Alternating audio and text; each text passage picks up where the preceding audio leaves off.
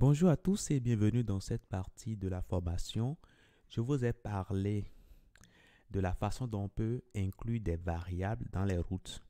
Ça, vous le connaissez maintenant bien.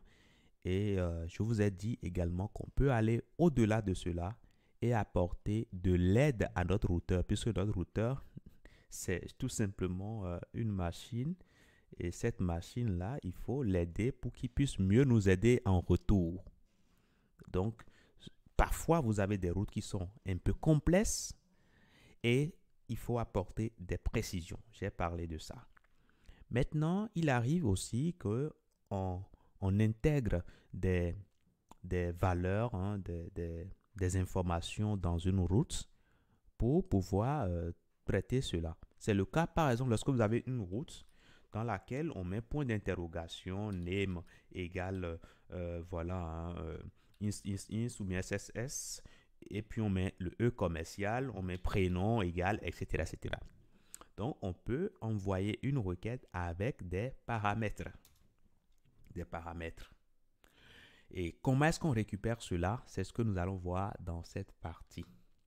Donc, je suppose que nous avons une route qui s'appelle data, que j'ai déjà créée.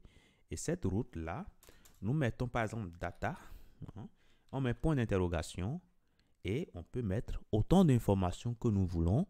Je peux mettre par exemple name égale Esperosoft. Voilà, tout simplement. Si je fais cela, qu'est-ce qui va se passer à votre avis? Si je fais cela, eh bien, c'est ma route, hein, c'est ce qui était attendu là qui doit s'afficher. Et quand nous regardons ici, c'est bien ce qu'on attendait qui est bien affiché. C'est comme si on n'a pas pris en compte ceci.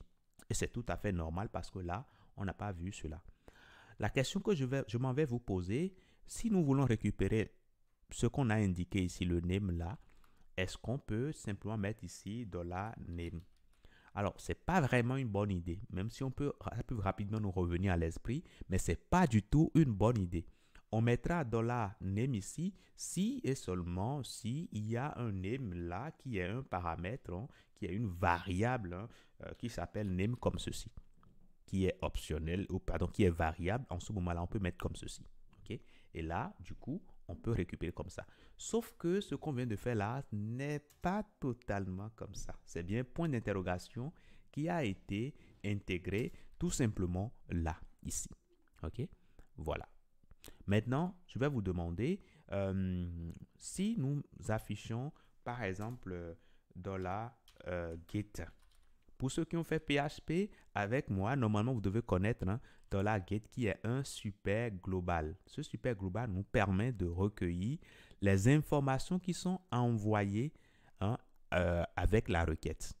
Et ça nous permet ici, bien sûr, de recueillir les informations envoyées avec la méthode get. Et c'est bien ce qui se passe ici. Vous voyez que il nous affiche ici name Esperosoft. OK? Voilà. Si je mets par exemple le E commercial, je peux ajouter d'autres informations. Je mets le E commercial, je mets year, année, je mets égal, je mets 2023, je fais entrer. Ce qui se passe ici, c'est quoi? Je vois maintenant year, je vois bien la valeur.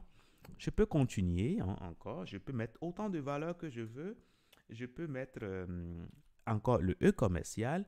Je peux mettre ici par exemple, allez, qu'est-ce que je vais ajouter d'autre? Allez, je mets value, par exemple, et puis je mets égal, et puis je mets new, et je fais entrer ici. Ce que vous allez constater tout simplement, c'est que ce $get que j'ai ici me permet simplement d'avoir toutes les informations que j'ai saisies au niveau de ma barre d'adresse ici, ce qui est très bien. Mais il y a une façon encore plus améliorée de récupérer ces valeurs-là. Nous n'allons pas passer par $_get, non, ce n'est pas ce qu'on va utiliser, même s'il est bien de savoir que ça permet de les récupérer, mais il y a une autre façon de le faire hein, de manière propre. Dès lors que on lance une requête, dès lors qu'une requête est lancée ici, eh bien, il y a un objet qui est automatiquement accessible qui s'appelle request. Request. Et ce request-là fait référence simplement à la requête. On peut récupérer ça dans $rec ici. Donc, ça fait simplement référence à la requête. Il faudra bien sûr préciser voilà, d'où ça vient. Il faudra mettre un use pour indiquer la provenance de request.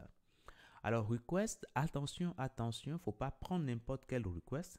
Ça vient de eliminate HTTP request. Alors est-ce que c'est bien ça? Non, non, non, non. Ça vient de Illuminate Support Facade Request. Attention, il faut vraiment faire attention. Donc ça, c'est bon. Maintenant, on peut récupérer cela directement ici. Maintenant, je peux retourner cela, si je veux, pour voir ce qui va se passer. J'actualise ici. Et là, qu'est-ce que nous voyons ici? Alors, nous avons un petit souci là. Alors là, excusez-moi. Ici, j'avais mis support façade request. C'est pas là. C'est pas là. Je reprends l'import. Ça vient de HTTP request. OK? Illuminate HTTP request. Excusez-moi tout à l'heure. Donc, du coup, je reviens ici. J'actualise ici. Et là, qu'est-ce que je constate ici pour ma requête? Là, ça me retourne tout simplement ces informations que j'ai ici. OK?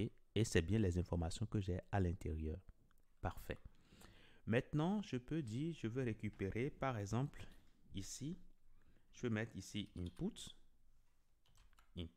et je vais dire que je vais récupérer la valeur qui est saisie dans name, tout simplement.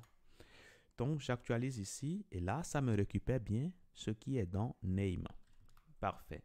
Je peux dire, je vais récupérer ce qui est dans, voilà. Mais bon, si je ne connais pas les champs individuellement, je peux mettre all, par exemple. Si je mets all, là, ça va tout me récupérer. Et c'est bien ce que j'ai ici. Le name, le year et value. Donc, si je retire value ici, normalement, ça va se mettre à jour également. OK? Donc, à partir de request, c'est plus conseillé d'utiliser request pour avoir accès tout simplement aux paramètres éventuels qui peuvent être envoyés avec notre requête. Donc, get all pour tout récupérer. Maintenant, si on connaît les noms de nos éléments, on peut tout simplement utiliser input comme ce qu'on a utilisé tout à l'heure pour récupérer ces informations-là. Donc, ici, je peux tout simplement mettre un tableau, par exemple, et je mets ici all. Voilà, all. Voici ce que ça doit nous retourner. Donc, ceci, je le mets entre de simples côtes. Parfait. Je fais ceci. Et là, qu'est-ce que je fais d'autre? Je vais mettre, par exemple, ici le name. Donc, si je veux récupérer le name, ça dit que je dois utiliser ici input. Input. Et là, à l'intérieur, je vais indiquer ici name. Voilà. Donc, si je fais cela et j'actualise ici, je vois bien que name, ça m'a récupéré. Le all, voit que j'ai tout ici. Parfait.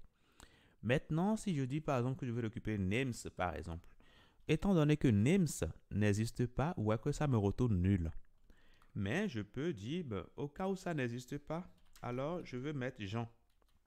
Donc ça, c'est une valeur par défaut que je donne. Au cas où on n'arrive pas à retrouver, on mettra Jean. Et là, ça nous affiche bien Jean. Parfait.